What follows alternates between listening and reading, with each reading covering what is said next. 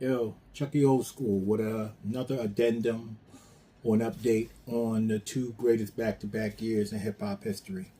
This album's going to be from 89.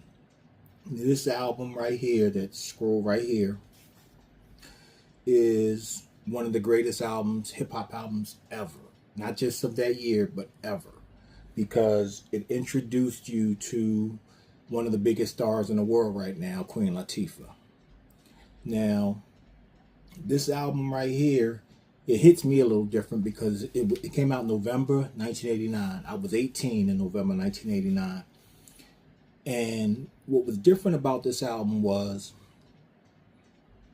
as an 18-year-old now, I can whoever's hot right now, whoever's the hot female MC right now, can you imagine an 18-year-old dude going to buy that album? I don't. Maybe they do, I don't. But when I was 18, and this album came out, I had to have it. Because the single that came out to let us know who she was and what she was about is playing right now. And it's called The Wrath of My Magus. That song right there, I remember Lady B, Power 99 used to play it. And I was like, yo, she's something different. And then after that single, I forget what the next single was. But once that album came out, I had to have it. I just had to have it. And my favorite song off that album is Mama Gave Birth to the Soul Children. And it, featured De La Soul. And what I remember most about that song was, that song was standing out on 11th and Market, listening to, when the Sound of Market used to be on Market Street. And they was playing this song, and I thought it was organically and sonically, it was the greatest thing I'd ever heard. The way the song starts and True Goy and all that, it was just a heavy song.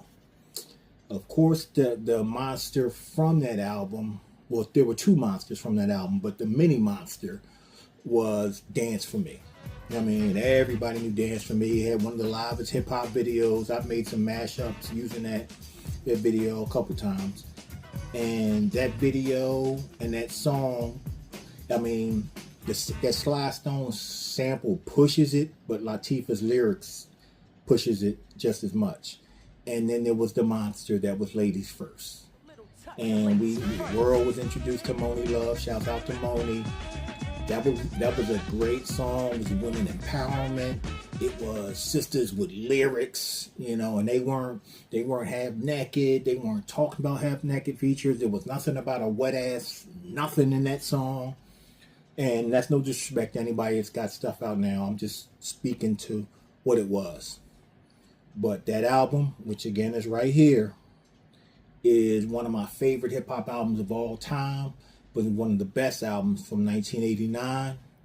And this ends the addendum, with a current addendum, to 1989. Chucky Old School, out.